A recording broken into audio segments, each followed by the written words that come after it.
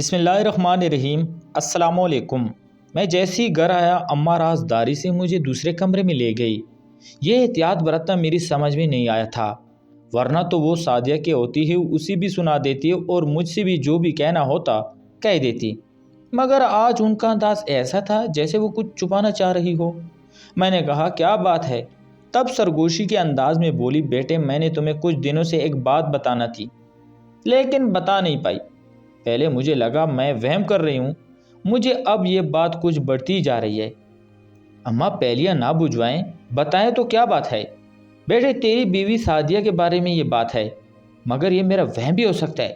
خواہ بچی کا دل دکھے اس لیے میں نے اسے کچھ کہا نہیں، لیکن میرا اندازہ بتاتا ہے کہ کوئی بات تو ضرور ہے۔ امی نے کہا۔ میں سوچ میں پڑ گیا، مجھے تو سعدیہ میں ایسی کوئی بات نظر نہیں آتی اماں، پھر آپ ایسا کیا کہہ رہی ہیں؟ بیٹا بات تو مجھے بھی کوئی نظر نہیں آئی، بس ویسے ہی پچھلے کمرے میں اس نے ایک بوری لا کے رکھی ہے، میں نے اس بوری کو یوں ہی ہاتھ کیا لگایا، اس نے تو آسمان سر پہ اٹھا لیا۔ بولی آپ اسے ہاتھ نہ لگائیں، آپ کو میری قسم ہے، میرے بابا کی قسم، وغیرہ وغیرہ۔ اب تم ہی بتاؤ اس بوری میں ایسا کیا تھا کہ سعدیہ نے مجھے اسے ہاتھ لگانے سے منع کر دیا؟ اماں کی بات سن کر میں ہنس پڑا۔ ارے اماں آپ کیسی باتیں کرتی ہیں، چلیے میں آپ کا شک دور کرتا ہوں۔ میں نے اماں سے کہا اور سعدیہ کو آواز دی۔ سعدیہ آئی تو کافی گھبرائی ہوئی لگ رہی تھی۔ سعدیہ اماں تم سے کچھ پوچھنا چاہتی ہے۔ میرے منہ سے الفاظ نکلا ہی تھا کہ اماں نے مجھے اس قدر زور سے کونی ماری کہ میں اگلی بات نہیں کر سکا۔ وہ کسی صورت نہیں چاہتی تھی کہ میں سعدیہ سے یہ بات کروں، لہٰذا میں چپ رہا۔ اگلے دن تک میں اس بات کو بھول گیا۔ پھر اماں مجھ سے کہنے لگی کہ تم اپنی بیوی سے کہو کہ وہ کچھ دن میکے چلی جائے، اسے خود ہی گھمانے پھرانے لے جاؤ، میں اپنا شک دور کرنے کے لیے اس کی غیر موجودگی میں اس تیلی کی تلاشی لے لوں گی۔ بتاتا چلوں کہ سعدیہ ایک انتہائی امیر و کبیر خاندان سے تعلق رکھتی تھی اور وہ ہمارے رشتہ داروں میں سے ہی تھی، مگر ہماری رشتہ داری دور پاکی تھی، یعنی ہم خاندانی طور پر ایک دوسرے سے ہم پلا تھے اور ایک دوسرے کو جانتے بھی تھے۔ سعدیہ کے والدین بچپن میں ہی فوت ہو چکے تھے، اس کو رخصت کرنے والے صرف اس کے بھائی اور اس کی بابیاں تھیں۔ رخصت کرنے سے پہلے ان لوگوں نے مجھے سعدیہ کے بارے میں بتایا تھا کہ اس کی پہلے بھی خلا ہو چکی ہے۔ مجھے اس بات سے کوئی فرق نہیں پڑا کیونکہ سعدیہ پہلے ہی نظر میں مجھے پسند آئی تھی۔ میں سعدیہ کی عزت اس قدر کرتا تھا کہ کبھی اس کے سامنے اس کی پچھلی شادی یا خلا کا ذکر نہیں کیا۔ اس کے بھائیوں نے مجھے اتنا ہی کہا، سعدیہ صرف ایک ہی دن سسرال میں رہی تھی اور پھر اگلے دن واپس آ گئی تھی۔ ہم لوگوں نے خاندانی وجوہات کی بنا پر ان لوگوں سے طلاق لے لی تھی۔ ایسا اس لیے ہوا کہ وہ لوگ خاندانی طور پر ہمارے ہم پلا نہیں تھے، ہم ان سے جان چھڑوانا چاہتے تھے۔ ان کی اصلیت کا ہمیں بعد میں معلوم ہوا، اس لیے سعدیہ کو خلا لینا پڑی، مگر اس کے باوجود ہم سعدیہ کا رعب ایسا تھا کہ ہم کچھ بول نہ سکتے تھے۔ سعدیہ کی امارات کا رعب خود ہمارے رشتہ داروں تک ہی نہیں سب پر تھا، سو ہم بہت احتیاط سے بات کرتے تھے۔ سعدیہ کی ناراض ہونے امکان ہوتا تو گھر میں اس چیز کا ذکر بھی نہ ہوتا۔ بہرحال اگلے دن میں نے سعدیہ سے بات کی۔ سعدیہ کافی دن ہو گئے تم نے میکے جانے کی ضد نہیں کی، بلکہ جب سے تمہاری شادی ہوئی ہے، تم جب سے اس گھر میں آئی ہو صرف ایک ہی بار ہی وہاں گئی ہو۔ کیا تمہارا دل نہیں کرتا اپنے گھر والوں سے ملنے کا؟ نہیں، جب میرا دل چاہے گا میں خود چلی جاؤں گی، سعدیہ نے مختصر سا جواب دیا۔ اچھا چلو ٹھیک ہے، ہم وہاں نہیں جاتے، تم چاہو تو ہم کہیں گھومنے پھرنے چلتے ہیں، بہت مزہ آئے گا۔ کافی دن ہو گئے ہم گھر سے باہر نہیں گئے، مگر سعدیہ نے اس پر بھی انکار کر دیا، بولی کہ اس نے کہیں گھومنے پھرنے نہیں جانا۔ اب تو مجھے بھی شک آنے لگا کہ آخر سعدیہ گھر سے باہر جانا کیوں نہیں چاہتی؟ ایسی کیا بات ہے کہ ذرا سی دیر کے لیے بھی اس بوری سے دور نہیں ہوتی؟ اب میری نظر بھی اسی بوری کے ارد گرد منڈلانے لگی۔ آخر کو میں اس کا شوہر تھا، اس کی ہر بات کو جاننے کا حق رکھتا تھا، مگر میں نے کئی بار سعدیہ سے باتوں باتوں میں پوچھا کہ اس بوری میں اس نے کیا رکھا ہے۔ کہنے لگی کہ اس کی ذاتی نوعیت کے کپڑے ہیں، لہٰذا ان کو چھیڑنے کی ضرورت نہیں۔ اب اگر بلا وجہ میں اس کی چیزیں ٹٹولتا تو یقیناً وہ ناراض ہوتی۔ خیر اگلے دن میں نے سعدیہ سے کہا کہ بوری کمرے سے باہر رکھو، جس پر سعدیہ بہت ناراض ہوئی۔ میں نے کہا بھائی اگر تم نے کپڑے رکھنے ہی ہیں تو الماری میں رکھو، بوری میں رکھنے والا رواج پرانا ہو چکا ہے، پھر بھی تمہیں بوری اتنی ہی پسند ہے تو کمرے سے باہر رکھ دو۔ میری بات پر سعدیہ بڑی پریشان ہوئی، مگر اس نے کسی قسم کے رد عمل کا اظہار نہیں کیا۔ اب اماں اور میرے لیے یہ بری دلچسپی کا باعث بنتی جا رہی تھی۔ میں کبھی اسے غور سے دیکھتا تو لگتا کہ اس میں کپڑے نہیں بلکہ اس میں کوئی سخت چیز موجود ہے۔ سعدیہ اس بوری کی مکمل حفاظت کرتی، بلکہ یوں کہیں کہ وہ پہرا دیتی۔ ہم میں سے کوئی بھی اس کے پاس جاتا تو سعدیہ بھی غیر محسوس طریقے سے وہاں کھڑی ہو جاتی۔ ایسے میں ہمارے لیے مشکل ہوتا کہ ہم کسی بات تک پہنچ پاتے۔ اگلے دن مجھے اماں نے بتایا کہ سعدیہ اس بوری کے پاس جانے کے لیے کبھی کبھی کمرے کا دروازہ بند کرتی ہے اور پھر کافی دیر بعد دروازہ کھولتی ہے، جبکہ بیرونی دروازے کو کنڈی لگانے کی بات سمجھ میں نہیں آتی۔ پہلے وہ بوری تمہارے کمرے میں تھی، سعدیہ دروازہ بند کرتی بھی تھی تو کوئی مسئلہ نہیں تھا، لیکن اب تو یہ بیرونی دروازہ بھی بند کر کے راہداری کا راستہ بند کر دیتی ہے اور کئی گھنٹے دروازہ بند رکھتی ہے۔ اماں کی بات پر مجھے بڑی حیرت ہوئی۔ میں نے سعدیہ سے دو ٹوک بات کرنے کا فیصلہ کیا۔ سعدیہ ڈری سہمی اپنے کمرے میں بیٹھی تھی، حالانکہ وہ کسی بھی بات پر نہ ہی ڈرتی تھی اور نہ ہی جھجکتی تھی۔ تبھی میں نے بات شروع کی، سعدیہ آخر تم نے یہ کیا تماشا لگا رکھا ہے؟ اماں کہتی ہیں کہ تم راہداری کا دروازہ 2 گھنٹے بند رکھتی ہو، آخر ایسی کیا بات ہے؟ اگر تمہیں کوئی چیز پریشان کر رہی ہے تو ہمیں بتاؤ، تم ہم سے ہی باتیں چھپا رہی ہو۔ کیا تمہیں ذرا بھی احساس ہے کہ اماں تمہاری ان حرکتوں کی وجہ سے کتنا پریشان ہوتی ہے؟ میرے بات کرنے پر سعدیہ بری طرح رونے لگی، مگر میں جانتا تھا کہ رونا دھونا اس مسئلے کا حل نہیں ہے۔ سو میں نے سعدیہ سے کہہ دیا کہ اگر تم نے اس بوری کے بارے میں نہیں بتانا تو مت بتاؤ، لیکن کل یہ مجھے اس گھر میں نظر نہ آئے۔ خواہ تم نے نحوست پلا رکھی ہے۔ اماں کہتی ہے کہ تمہارے لیے یہ ایک نفسیاتی الجھن بن کر رہ گئی ہے۔ میں محض اس کپڑے کی بوری کے لیے گھر میں لڑائی جھگڑا برداشت نہیں کر سکتا۔ بہتر ہوگا کہ تم وقت پر سمجھ جاؤ۔ حیرت انگیز طور پر یہ سعدیہ میری اس بات کا جواب میں کچھ بھی نہ بولی، حالانکہ وہ بڑی نازک مزاج تھی، بات بات پر غصہ کرتی، چیختی چلاتی، مگر اب کی بار خاموش رہی۔ اب مجھے اس کی آنکھوں میں احساس جرم بڑھتا نظر آ رہا تھا۔ لگ رہا تھا کہ وہ واقعی کوئی بات مجھ سے چھپا رہی ہے۔ اگلے رات کی بات ہے، سعدیہ جاگی اور بستر سے اٹھنے ہی لگی تھی کہ میری بھی آنکھ کھل گئی۔ میں نے اسے دیکھ کر، اس نے مجھے نہیں دیکھا تھا، وہ اٹھ کر کمرے سے باہر چلی گئی۔ میں اس کے پیچھے پیچھے آیا، اس نے پیچھے مڑ کر مجھے دیکھا تو ایک دم گھبرا گئی۔ میں نے دیکھا کہ اس کا رخ اسی بوری کی جانب تھا جسے وہ ہم سے چھپا کر رکھتی تھی۔ میں نے اسے دیکھا تو مجبور ہو کر وہ واپس پلٹ آئی، کمرے میں آ کر لیٹ گئی اور بولی، آپ عورتوں کی طرح میری جاسوسی کیوں کرتے ہیں؟ کیا آپ کو مجھ پر یقین نہیں ہے؟ اس کی بات سن کر میں نے جواب نہ دیا، کروٹ بدل کر سو گیا۔ صبح آنکھ کھلی تو سعدیہ بخار میں تپ رہی تھی۔ میں نے دیکھا اس کی طبیعت بہت بوجھل تھی، اس کی آنکھوں سے آنسو رواں تھے اور ایسا لگ رہا تھا کہ وہ ساری رات روتی رہی ہے۔ رونے کی وجہ سے اسے شدید بخار نے آ لیا۔ میں نے اسے ڈاکٹر کے پاس چلنے کو کہا، مگر اس نے انکار کر دیا۔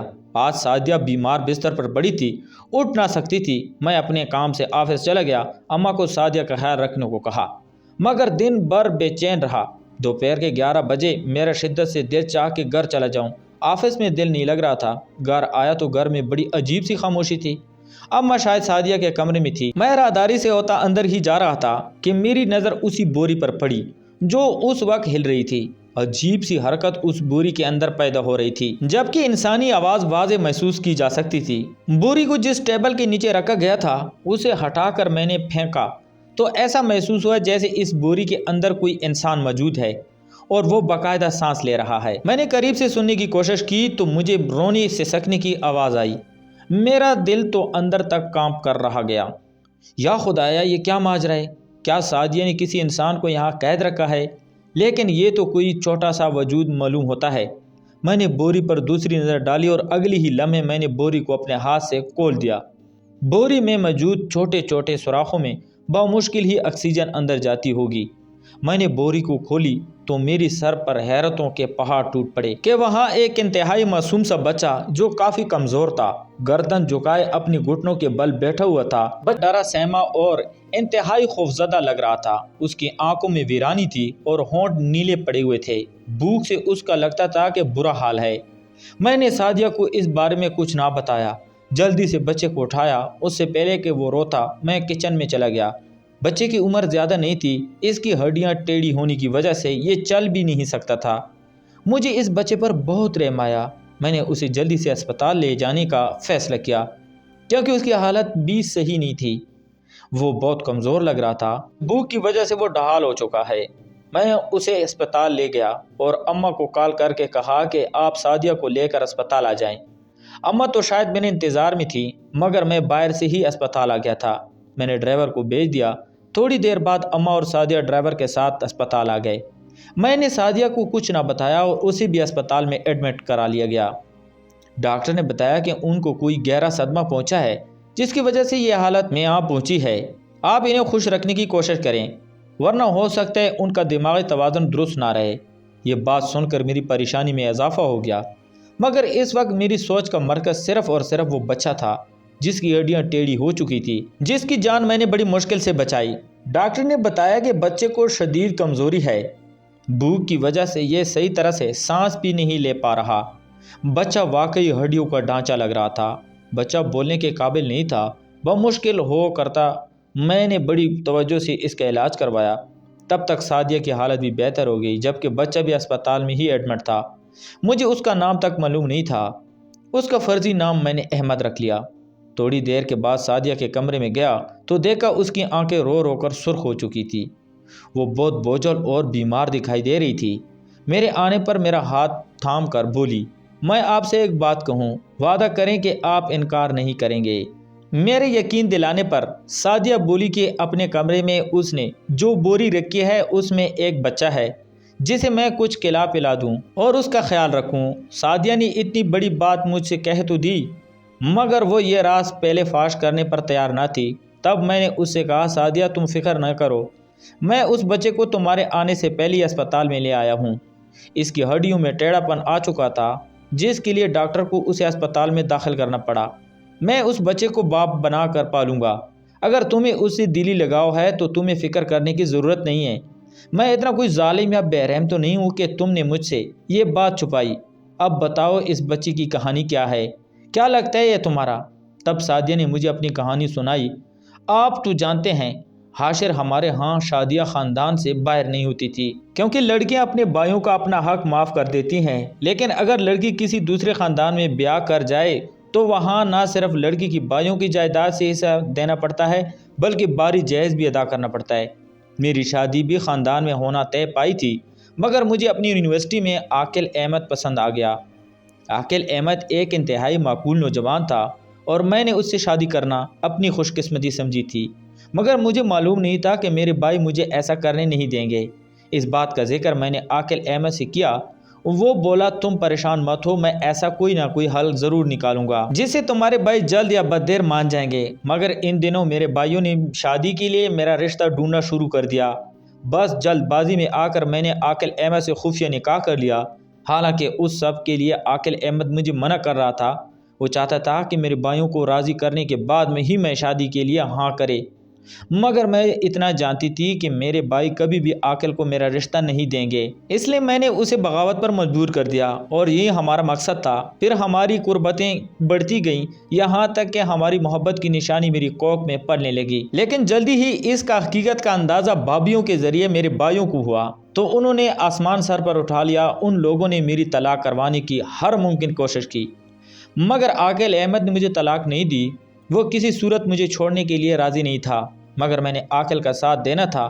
میں اس سے نکاح کر چکی تھی، اب قانوناً اور شرعاً یہ لوگ ہمیں الگ نہیں کر سکتے تھے۔ میں بھی خوش تھی کہ میں نے وقت پر نکاح کر کے اپنی زندگی کا اچھا فیصلہ کر لیا، مگر پھر وقت نے وہ ستم کیا کہ میں بے بسی کی تصویر بن گئی۔ میں اپنے ہی گھر میں قید ہو کر رہ گئی۔ بھابھیوں کے تانے الگ تھے اور بھائیوں کی شک بری نگاہیں الگ۔ میں جاتی تو کہاں جاتی؟ پھر جب میری بھابھیوں کو یہ پتہ چلا کہ میں امید سے ہوں تو پانی سر سے گزر چکا تھا۔ اس وقت کوئی بھی ہماری مدد کرنے کو تیار نہ تھا، جبکہ میں اپنے اس بچے کو پالنا چاہتی تھی۔ اگرچہ میں عاقل سے الگ تھی، مگر مجھ میں اتنی ہمت تھی کہ اپنے بچے کی پرورش کر سکوں۔ اس لیے میں نے نکاح کے مقدس بندھن کا احترام کرتے ہوئے اپنے بچے کو کسی قسم کا نقصان نہ پہنچایا۔ میں تو اس رشتے سے مطمئن تھی، مگر میرے بھائی اس ناجائز اولاد کو ختم کرنا چاہتے تھے، حالانکہ یہ ناجائز اولاد نہ تھی۔ میں اور عاقل شادی کے بندھن میں بندھ چکے تھے، مگر میرے بھائی اس رشتے کو مانتے نہیں تھے۔ بہرحال عاقل کو بھائیوں نے ٹھکانے لگانے کی کوشش شروع کر دی۔ پھر ایک دن مجھے خبر ملی کہ انہوں نے راستے سے عاقل کو ہٹا ہی لیا۔ اس دن میں بہت روئی تھی، میرا بس نہ چل رہا تھا زمین پٹ جائے اور میں عاقل کے ساتھ اس دنیا سے ہمیشہ کے لیے چلی جاؤں۔ بھائیوں نے صرف جائیداد کے لیے میرا مستقبل اور میرا حال برباد کر دیا۔ عاقل کی وفات کے بعد میں نے یہ دن کیسے گزارے یہ میں ہی جانتی ہوں۔ میں نے جب اپنے بیٹے کو جنم دیا تو مجھے عاقل کی شدید کمی محسوس ہوئی، مگر میں بے بس آنسو بہاتی رہ گئی۔ میں نہیں جانتی تھی کہ بھائی میری ایک خوشی چھیننے کے بعد میری دوسری خوشی کی بھی در پہ ہیں، اور پھر ان لوگوں نے مجھ سے میرا بچہ بھی جدا کر دیا۔ میں دن رات روتی تھی اور کسی کام سے غرض نہیں تھی۔ بالآخر مجھے میرے نوکرانی نے بتایا کہ اس نے میرے بچے کو مارا نہیں بلکہ اپنے پاس رکھا ہے، مگر وہ زیادہ دیر ایسا نہیں کر سکتی تھی کیونکہ وہ جانتی تھی کہ اگر ایسا اس نے کیا تو میرے بھائی اسے بھی جان سے مار ڈالیں گے، جبکہ بھائیوں نے بوا کو ذمہ داری لگائی تھی کہ وہ اس بچے کو ٹھکانے لگا دے۔ اب بات میری سمجھ میں آ چکی تھی، میں نے اگلے آنے والے رشتے کے لیے ہاں کر دی۔ تقریباً 8 مہینے کے بعد جب میری شادی آپ سے ہوئی تو میرا بچہ 1 سال سے اوپر کا ہو چکا تھا۔ مجھے بوا نے بھی کہہ دیا کہ اب تمہیں اپنے ساتھ لے کر جانا ہی پڑے گا، مگر چونکہ آپ لوگوں کو اس حقیقت علم نہیں تھا، مجھے اپنے بچے کو اپنے پاس رکھنے کے لیے یہی طریقہ سوجا، سو میں نے کر دیا۔ میں اپنے بچے کو پھینک نہیں سکتی تھی، اس لیے میں نے اسے بوری میں رکھا۔ صبح شام میں اس کا خیال رکھتی تھی، مگر آپ جانتے تو ہیں کہ یہ کتنا مشکل کام ہے۔ چند دنوں سے زیادہ یہ حربہ نہیں چل پایا۔ مجھے دوبارہ بوا سے رابطہ کرنا تھا، اس سے پہلے میں بیمار ہو گئی اور حقیقت آپ تک پہنچ گئی، مگر میں آپ سے یہ نہیں کہوں گی کہ مجھے آپ اس سب کے ساتھ خواہ مخواہ قبول کریں۔ آپ کی مرضی ہے کہ آپ مجھے چھوڑ دیں یا مجھے اس غلطی کی سزا دیں، میں ہر طرح کے انجام کے لیے تیار ہوں، مگر اب اپنے بچے کی بنا نہیں رہ سکتی۔ سعدیہ کی بات سن کر میرا دل غصے اور نفرت سے بھر گیا کہ اس کے بھائی اس قدر مطلبی ہو سکتے ہیں۔